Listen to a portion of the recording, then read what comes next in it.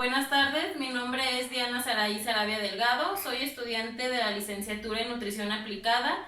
El día de hoy les presento mi evidencia de Anatomía y Fisiología 2, siendo el propósito describir la anatomía y fisiología del sistema nervioso, del sistema genitourinario y del sistema endocrino, para identificar sus características, funciones y la correlación existente entre el cuerpo humano y la nutrición, por medio de representaciones y modelos anatómicos.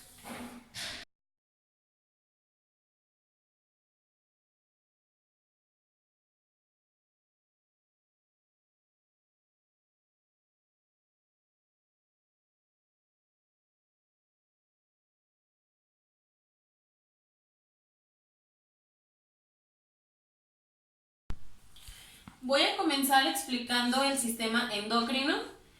Es también llamado sistema de glándulas de secreción interna. Este sistema es el conjunto de órganos y tejidos del organismo que segregan un tipo de sustancias llamadas hormonas, que son liberadas al torrente sanguíneo y regulan algunas de las funciones del cuerpo. Voy a comenzar a describir algunos de los órganos más importantes de este sistema, empezando por el hipotálamo hipófisis.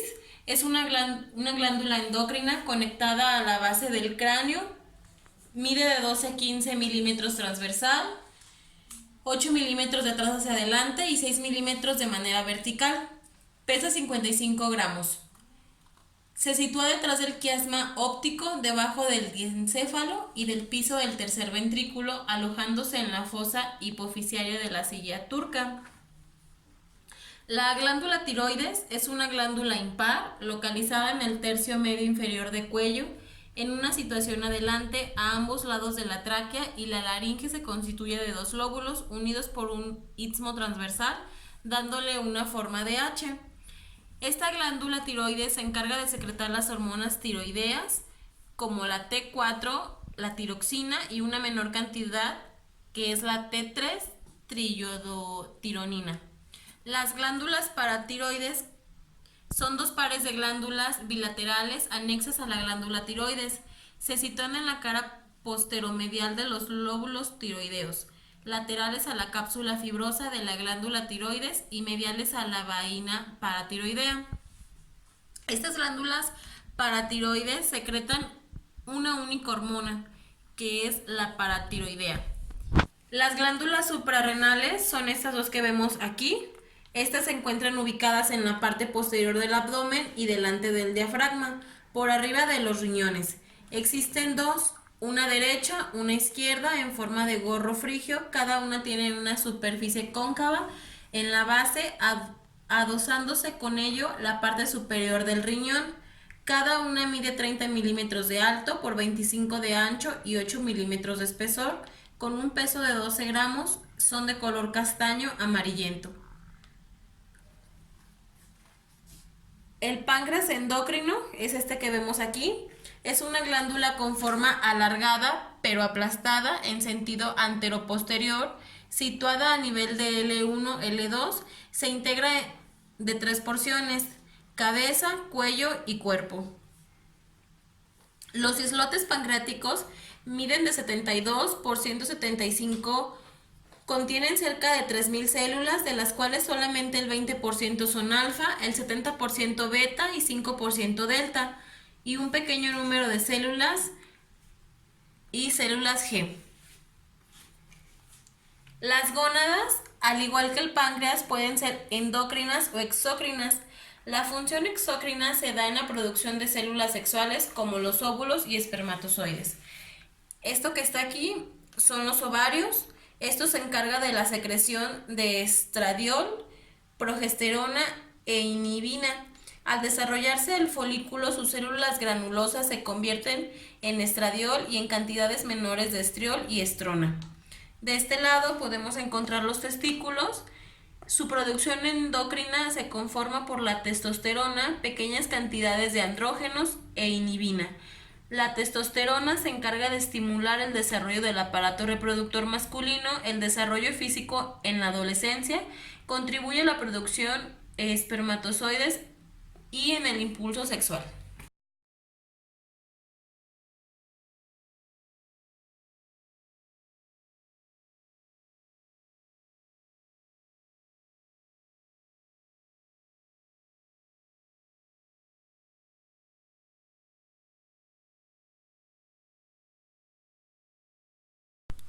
Continuamos con el sistema nervioso. Este es un conjunto residencial de células especializadas en la conducción de señales eléctricas.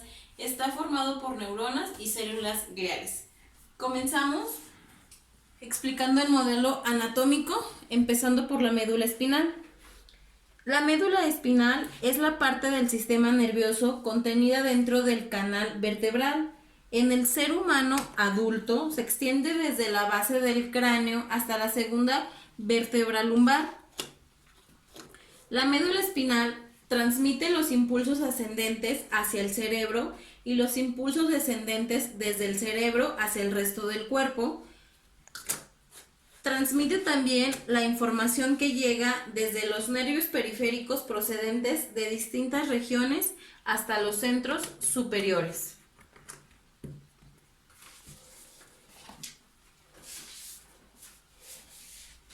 El bulbo raquídeo, como vemos, es en el modelo anatómico.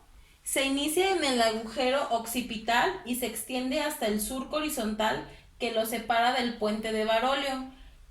Este bulbo mide aproximadamente 3 centímetros. En el bulbo se localizan los fascículos ascendentes que tienen una función sensorial y los descendentes que tienen una función motora. Estos comunican a la médula espinal con el encéfalo. Tienen numerosos núcleos que son masas de sustancia gris consistentes en cuerpos neuronales. Estos regulan diversas funciones vitales para nuestro cuerpo.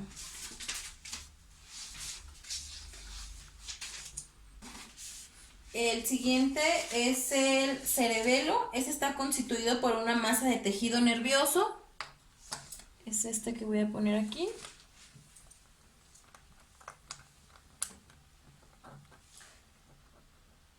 Este se encuentra en la parte posterior del encéfalo. Está situado en la parte posterior de la cavidad craneal. El cerebelo con el puente de Barolio forma en conjunto el metencéfalo. Su función consiste en coordinar los movimientos musculares voluntarios y en mantener la postura, la estabilidad y el equilibrio en un ser humano.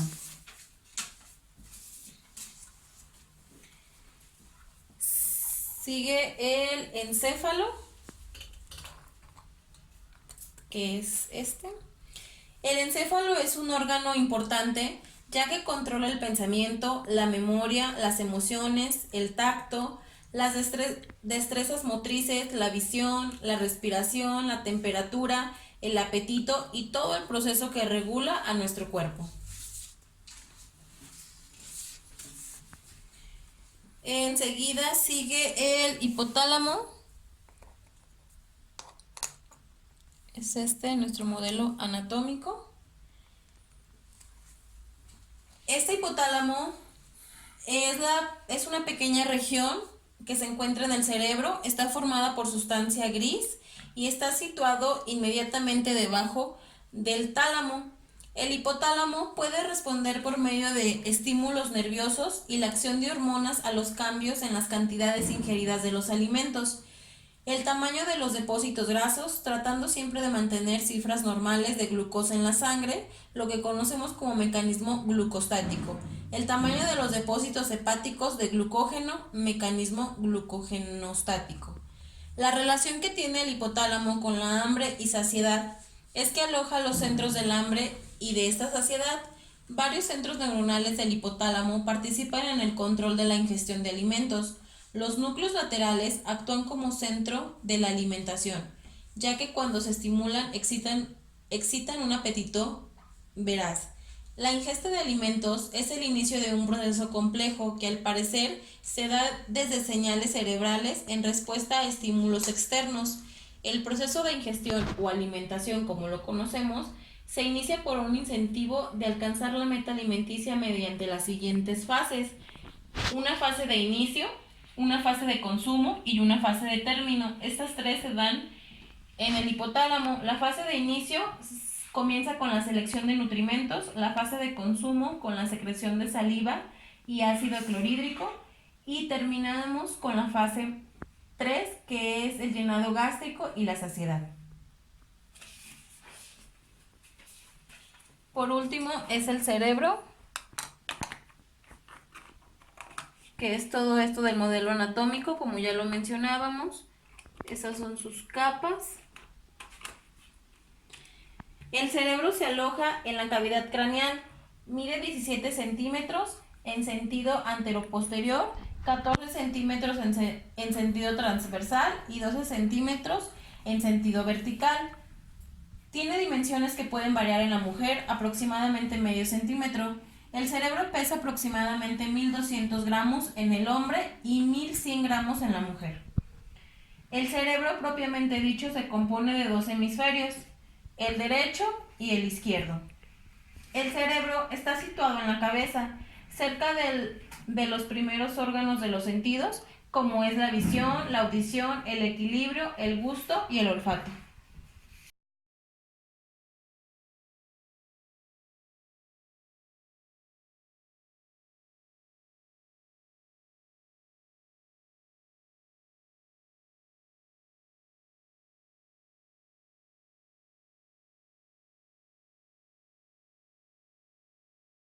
Continúo explicando la relación que tiene el hambre con la saciedad. Empieza con el hambre y son 7 procesos. El primero inicia en el estómago. Cuando el estómago se encuentra vacío, secreta una hormona gástrica llamada grelina. Esta aumenta la motilidad gástrica y la secreción de ácidos. Su función es avisar al cerebro que se está hambrienta y después la incorpora al torrente sanguíneo. 2. Como lo vemos en la imagen, el descenso de la glucosa en sangre también estimula la necesidad de comer.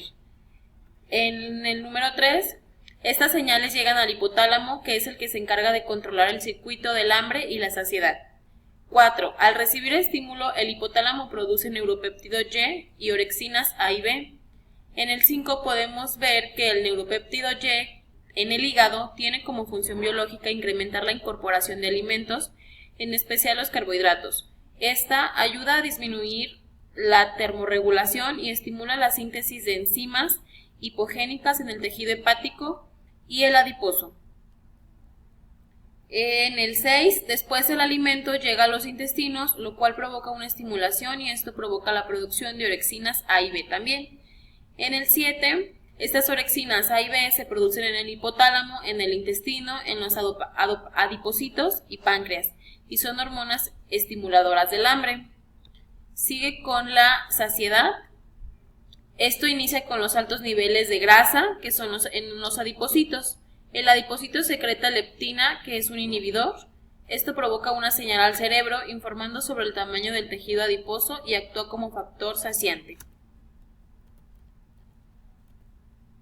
En el B podemos ver que en el hipotálamo se inhibe la liberación del neuropéptido Y esto anula el estímulo del apetito. En el punto C, en el páncreas se crea la insulina que ayuda a la formación de tejido graso y con esto aumenta la producción de leptina que pasa a los intestinos. Por último es el inciso D, donde el alimento pasa por el intestino y se activa el proceso de inhibición del apetito secretando péptido. Y con este proceso termina con la saciedad. Continuamos con el sistema nervioso. Voy a explicar primero los pares craneales, estos también llamados nervios craneales, son 12. Son 12 pares de nervios que surgen directamente del cerebro o a nivel del tronco del encéfalo para distribuirse a través de los agujeros de la base del cráneo en la cabeza, cuello, tórax y abdomen. Voy a presentar uno por uno. El primero es este. Es el olfatorio, el cual tiene una función sensorial, ya que transforma la información nerviosa sobre lo detectado por el olfato. El segundo, que es este, es el par óptico, tiene una función sensorial también, transforma en el diencéfalo la información visual recogida por el ojo. El tercero es este que está aquí, es oculomotor. Este tiene una función motora, manda órdenes a los músculos para mover los ojos hacia los lados para la dilatación y contracción de la pupila, excepto el movimiento ocular hacia afuera y hacia abajo. El 4, que es este que vemos aquí, como de color verde, es el patético. Este también tiene una función motora. El mencéfalo manda órdenes de movimiento ocular al músculo oblicuo superior del ojo para moverlo hacia adentro y hacia afuera, que es lo que no podría hacer el tercero. El quinto es este de aquí, es el trigémino. Este tiene una función mixta, ya que tiene una función motora y también sensorial. La motora manda orden al músculo maxilar y mandibular para masticar. Es sensor del tímpano, mientras la función sensorial recoge la información táctil, perceptiva y de dolor de cara y boca. El 6, que es este cabecito que está aquí sobre lo amarillo, es el ocular externo. Tiene una función motora, tiene un movimiento ocular, produce obducción. ¿Qué quiere decir esto? Que el ojo se mueva al lado opuesto de la nariz. El 7 es facial. Este tiene una función mixta, también motora. Manda órdenes a los músculos de la cara para crear expresiones faciales, a las glándulas para la producción de saliva y lágrimas. Su función sensitiva recoge los datos gustativos de 2/3 anteriores de la lengua. El octavo es este, llamado acústico. Tiene solamente una función y es sensorial. Este recoge información de la zona auditiva. Permite mantener el equilibrio, lo que se escucha en posición a la gravedad. El 9 es este que vemos aquí que sale, llamado glosofaringeo. Este también tiene una función mixta y una motora. Este par influye en la lengua, en la faringe, en los músculos del cuello para la deglución y el conducto gástrico. Su función sensorial recibe información de las papilas gustativas y ordena a la parótida la producción de saliva. También este par craneal informa sobre las papilas gustativas del tercio posterior de la lengua. El 10º par es este anaranjadito, llamado vago. Tiene una función motora, ya que manda una orden a los músculos faringeos y laringeos, manda información a las fibras nerviosas del sistema simpático, a las vísceras. También recibe una información gustativa de la epiglotis, interviene en la acción de tragar, conecta al oído medio con la trompa de Eustaquio, regula la respiración y el movimiento gastrointestinal. El 11º par es este que vemos aquí azul, es el accesorio espinal. Este tiene una función motora, ya que activa los músculos trapecio, esternocleidomastoideo, movimiento de la cabeza, hombros y parte superior del tórax. Por último, es el hipogloso. Este también cuenta con una función motora, ya que activa los músculos de la lengua, acción de tragar, y actúa junto con los pares craneales para la correcta deglución.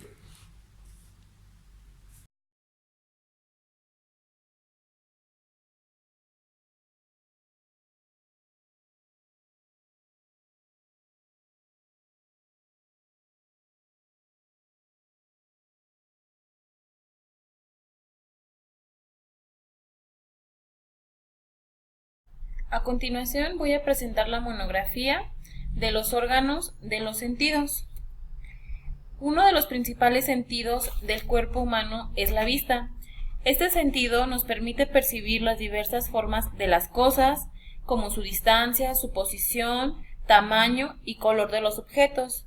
Sus principales órganos son los que vemos ahí: la córnea, pupila, iris, cristalino, retina y nervio óptico. Los ojos son los órganos receptores de la vista, ya que tienen función de captar los estímulos luminosos y se localizan en las cavidades orbitarias. El sentido del tacto es aquel que permite a los organismos percibir todas las cualidades de los objetos y medios, como la presión, temperatura, la suavidad, la rigidez y la dureza. La piel se divide en 3 capas: epidermis, que es la capa superficial, la dermis y la hipodermis, que son las capas más profundas. La epidermis está constituida por tejido epitelial y en su estrato basal encontramos la melanina. Este es un pigmento el cual da color a la piel, y la dermis por tejido conjuntivo. Sus principales estructuras son pelo, vasos capilares, glándula sebácea, glándula sudorípara, epidermis, dermis, hipodermis, grasa y el músculo. El siguiente es el sentido del oído. Su principal función es detectar, transmitir y convertir los sonidos en impulsos eléctricos que van dirigidos hacia el cerebro, así como el mantener nuestro sentido de equilibrio. Este se divide en oído externo, oído medio y oído interno. Sus principales órganos son el tímpano, el hueso mastoideo, conducto auditivo, nervio auditivo y cóclea. El siguiente es el sentido del olfato. Este está encargado de detectar y procesar los olores. Sus principales órganos son bulbo olfatorio, la pituitaria, orificio nasal, cornetes, hueso etmoides, cavidad nasal y membrana olfatoria.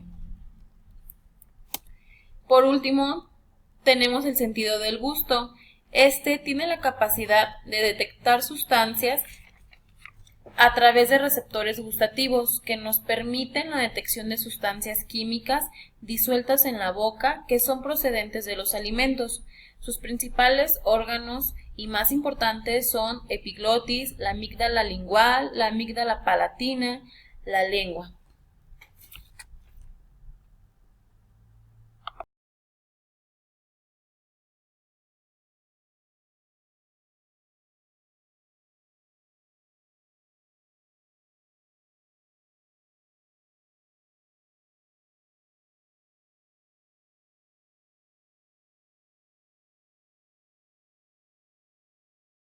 Continúo explicando el sistema renal. Este es un conjunto de órganos encargados de la producción, del almacenamiento y expulsión de la orina.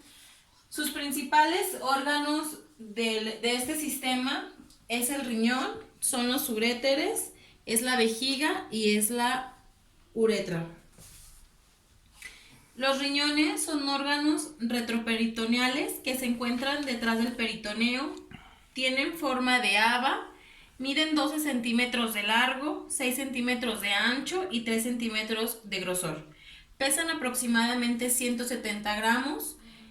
Están organizados por la corteza renal, por la médula renal, por papila renal, columna renal, pirámide renal, cápsula fibrosa, cáliz menor, cáliz mayor, uréter, pelvis renal e ilio renal. Sus principales funciones son dos, unas excretoras y unas endógenas. Las excretoras es la formación de orina y esta regula la composición química del medio interno, que es lo que conocemos como homeostasis. Las endógenas es la síntesis y secreción de la eritropoyetina, síntesis y secreción de la renina. Enseguida son los uréteres, que son estos dos conductos que se originan en la pelvis renal y descienden hasta alcanzar la vejiga. Poseen una pared muscular bastante gruesa, revestida de epitelio transicional. Los dos uréteres desembocan en la zona posterior de la vejiga en una zona denominada como triángulo vesical. La forma de evitar que la orina vuelva a la vejiga, de la vejiga al uréter, se logra gracias a que el uréter entra en una posición oblicua, de tal manera que cuanto más llene la vejiga, más se cierra el uréter y con más dificultad vacía el uréter en la vejiga. Como lo vemos aquí, va descendiendo. Su función principal es conducir la orina hasta la vejiga, para lo cual realiza movimientos peristálticos. La vejiga es esta, es un órgano muscular hueco que está situado en la pelvis, inmediatamente después del pubis, de tal manera que se utiliza en la parte superior del pubis cuando se pretende pinchar la vejiga, por ejemplo, para vaciarla. Su principal función es almacenar la orina procedente de los riñones para su posterior expulsión del cuerpo a través de la uretra. La uretra es este conducto tubular a través del cual la vejiga elimina la orina durante la micción. Esto es el acto de orinar. Este conducto es diferente en el hombre y en la mujer. En la mujer mide entre 4 y 5 centímetros aproximadamente y en el hombre puede medir hasta 12 centímetros. La uretra se extiende desde la vejiga hasta el meato urinario externo. Su principal función es transportar la orina desde la vejiga al exterior.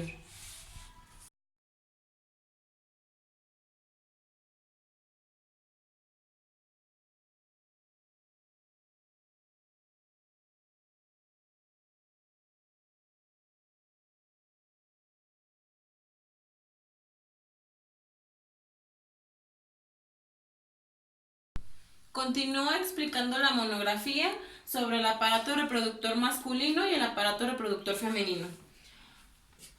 Algunos de los órganos más importantes del aparato reproductor masculino. Empezamos con la próstata. Esta tiene como función, junto con los testículos y las vesículas seminales, producir semen. Este es el conducto deferente o también llamado cabeza del epidimio. Próximo a los testículos se encuentran el epidimo y el conducto deferente. Son conductos del aparato reproductor masculino. El conducto deferente transporta en dirección ascendente el fluido de los espermatozoides y el epidídimo son conectores por medio de una serie de tubos que conectan a los testículos. El cuerpo de Jacquemoro es este que vemos aquí, es la parte posterosuperior del testículo, particularmente es densa. Por este lado vemos lo que es el pene, que se divide en cuerpo y glande. El cuerpo es la zona principal, mientras el glande tiene una ranura por donde salen tanto semen como la orina.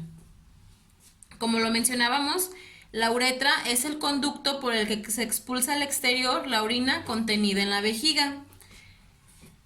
Esta es la glande, que es la zona final del pene con suma sensibilidad. La vesícula seminal es esto que vemos aquí, son glándulas productivas de un 60% de volumen de líquido seminal. El cordón espermático es este que vemos aquí, es quien conecta el canal inguinal del abdomen con el testículo.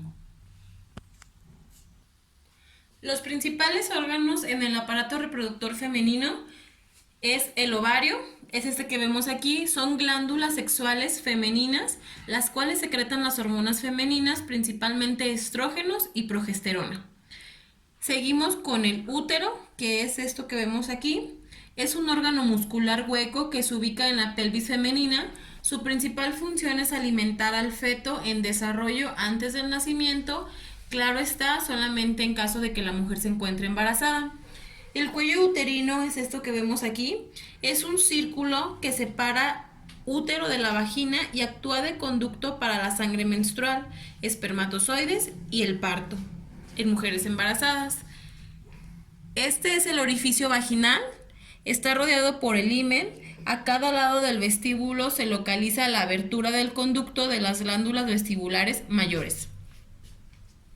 De este lado es lo que conocemos como la trompa de Falopio, que son tubos delgados que parten del útero hasta el ovario de cada uno de los lados de la vagina. Estas transportan ovocitos que se producen en el ciclo menstrual.